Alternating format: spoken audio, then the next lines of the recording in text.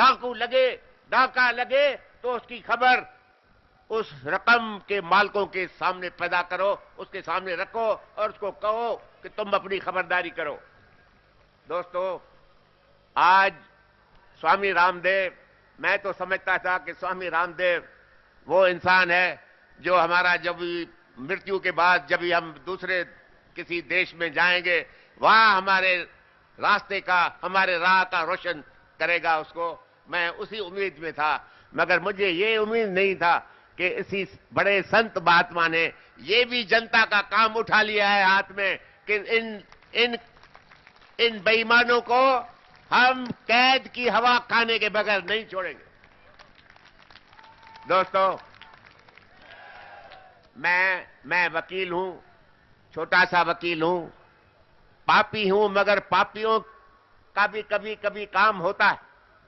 और जब भी पापियों की ताकत इन संतों की ताकत के साथ मिल जाए तो उनके बाद उनसे तो इतनी ऐसी खौफनाक एक ताकत बनती है जो दुश्मन के दिल में धड़कन पैदा करेगी, और हो गई है धड़कन। सरफ आप अपना आवाज बुलंद रखो। मैं नहीं चाहता हूं कि कांग्रेस के अंदर सब ईमानदार इंसान नहीं है ईमानदार इंसान, मगर उनके पास दिलेरी नहीं है, उनके पास ये ताकत नहीं है कि सच बोले और जाके हमारी जो अनक्राउंड इम्प्रेस बना के रखा है, देश की शंचा बना के रखा है, उसके सामने जाके उसको बोले कि तुम जब भी इस देश से नहीं जाएगी तब तक हमारा देश न्याल नहीं होगा। यहां देश से चली जाओ, यहां ये पूरी चोरी की हुई मिल्कियत जो है वो पैदा करो और जनता के चरणों में आके रखो। तो दोस्तों, मेरी तो कोई तमन्ना नहीं रही, मैं सिर्फ आपके सामने आज ये प्रतिज्ञा करने के लिए आया हूं कि मेरी जो भी ताकत बाकी रह गई है वो आखिरी सांस तक स्वामी रामदेव के चरणों में अर्पित है, जनता के सेवा में अर्पित है। मैं वकालत करता रहूंगा, उम्मीद करता हूं कि जिन्होंने ये पैसा रखा है अपने जेब में उनको जेल की हवा जरूर खिलाऊंगा। जय हिंद, जय हिंद। हमारे जेठमलानी जी से जब मेरी बात हो रही थी, इन्होंने कहा स्वामी जी भ्रष्टाचार के खिलाफ जोड़ लड़ेगा, यदि सरकार सताएगी तो उसके साथ मैं खुद खड़ा रहूंगा। एक बार जोरदार अभिनंदन जेठमलानी साहब का।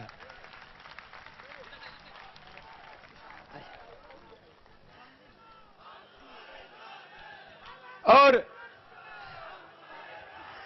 बस इधर हमारे पीछे देव लगा है, इधर जेठमलानी लगा, बस शुरू का तो वर्डिंग एक ही है, शब्द भी एक है, ध्येय भी एक है, और सारी अनेक आत्माएं आज नेक काम में लगी हैं। एक बार फिर से जेठमलानी जी का बहुत बहुत अभिनंदन।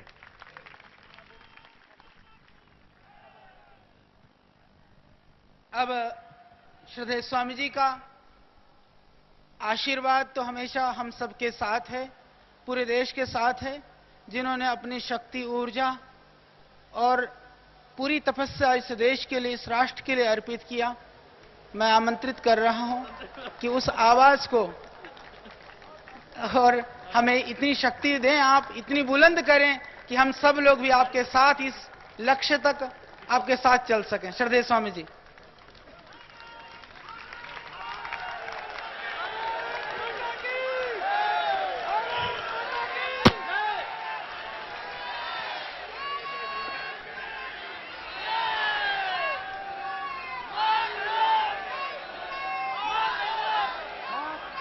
ओम ओम।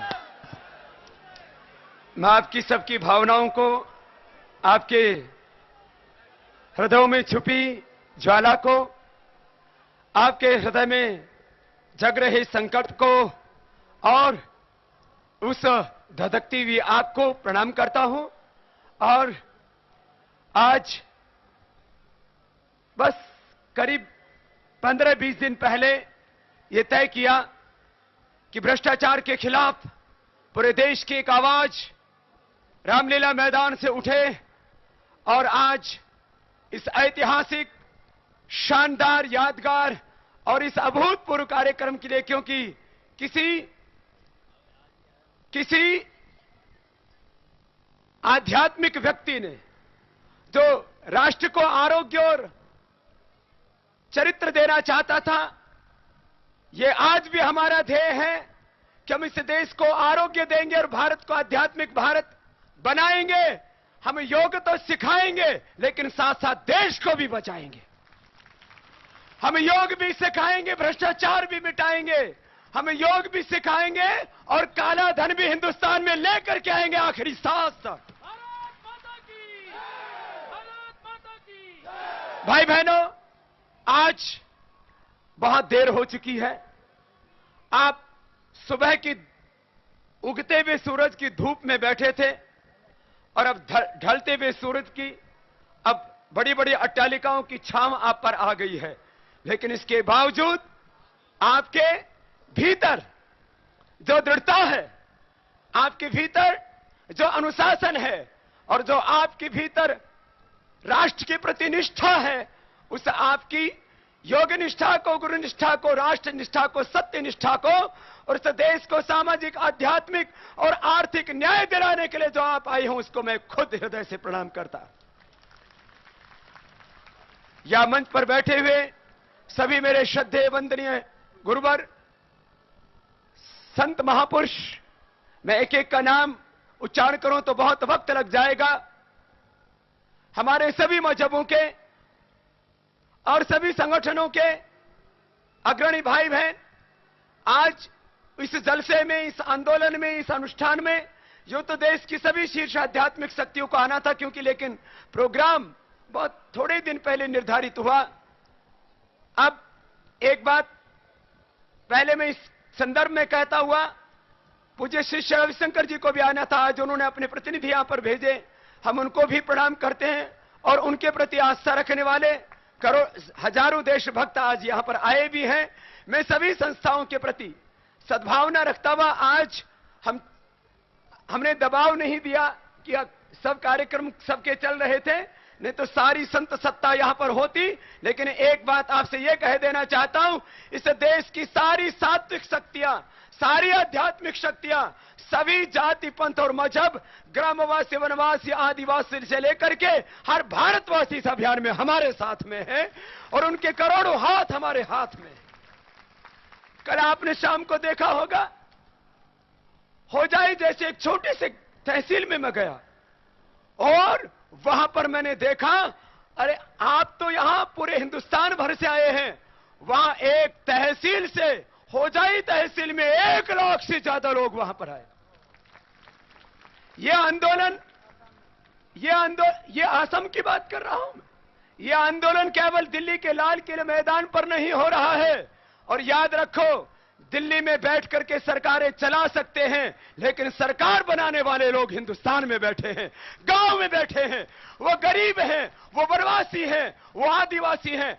भले ही वो गरीब हैं, लेकिन उनके दिलों में हिंदुस्तान और हिंदुस्तानियत बसती है और वो लोग पूरे जज्बे के साथ इस आंदोलन में खड़े हो चुके हैं।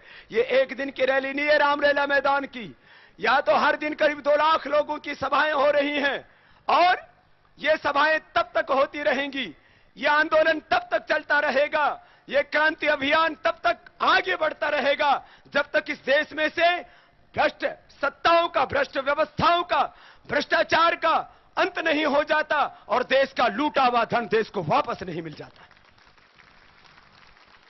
पहला लूटा हुआ वापस लेना है, ये तो हमारे सामने एक चुनौती है और वह भी थोड़ा नहीं है।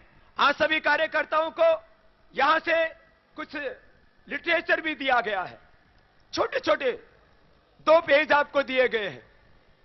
काला धन व भ्रष्टाचार को खत्म करने के 5 उपाय। दूसरा, भ्रष्टाचार और काला धन के 5 मुख्य स्रोत। मैं इसलिए इस बात को थोड़ा सा यहां से कहना चाहूंगा, यह छोटा मोटा अमाउंट नहीं है, जैसा कि हमारे ज्येष्ठ प्रधानी साहब कह रहे थे और सब वक्ताओं ने कहा, 400 लाख करोड़ कोई छोटी की, ये कोई इसको हल्के में लेना या इसको हम ये सोचे कि ठीक, हां हम कर रहे हैं, देखेंगे।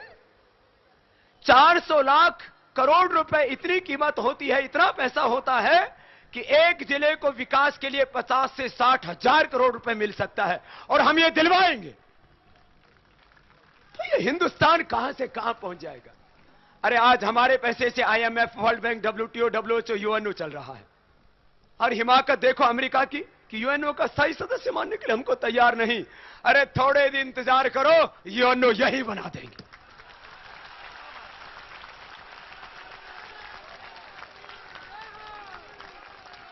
अरे इतनी ताकत है इस हिंदुस्तान के पास तो, अरे हम इस देश को तो नहीं, हम पूरी दुनिया हिला देंगे। इतनी शक्ति इस हिंदुस्तान के वतन के लोगों में है। और वो सात्विक लोग जिनको बार बार दबाया जाता था और डराया जाता था, 2-4 दिन पहले एक नेता मुझे भी डराने लगा, बोले बाबा तुझे सरकार की ताकत का नहीं पता है। मैंने कहा ए राजा तो चला गया, अब तू राजा आया है। अरे सरकारों की ताकतों से हम नहीं डरते। हम यदि सिंहासनों पर बैठाना जानते हैं तो हम सिंहासनों को ऊपर बैठे हुए लोगों को उठाना भी जानते और संसद में से उनको खींचना भी जानते हैं। और ऐसे लोगों को सिंहासनों पर बैठाना भी जानते हैं जो इस देश को बचाएंगे, आगे बढ़ाएंगे।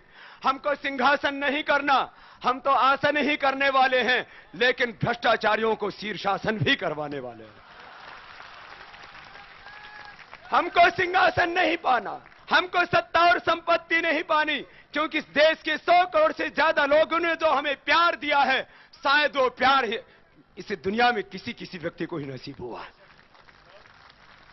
सत्ता और सिंहासन हमारा ध्येय नहीं, लेकिन हम अपनी प्राणों की बाजी लगा करके भी, मैं एक अकेला रामदेव नहीं, इस 100 करोड़ से ज्यादा हिंदुस्तान के लोगों ने कसम खाई है, हम किसी भी कीमत पर भारत को बचाएंगे। भाई बहनों, मैं बस बहुत संक्षेप से अपनी बात कहना चाहूंगा। बहुत सी चीजें हुई आज की रैली में भी। रात को ही पानी भर दिया गया यहां पर, जिससे कि लोग बैठ ही ना पाए। अरे तुम पानी क्या, यहां समुद्र भी बना देते, उसमें भी ये लोग आकर के बैठ जाते।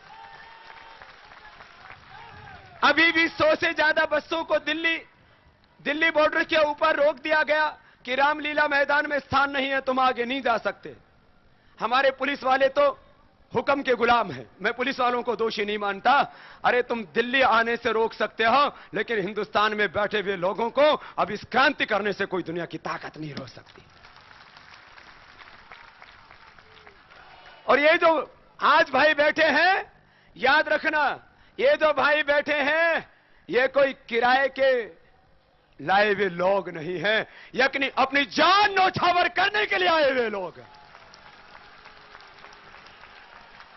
यहां बहुत रैलियां हुई हैं,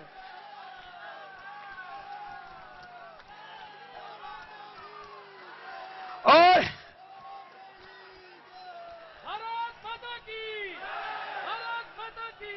यहां बहुत रैलियां हुई हैं, रैलियों में लोग लाए गए हैं।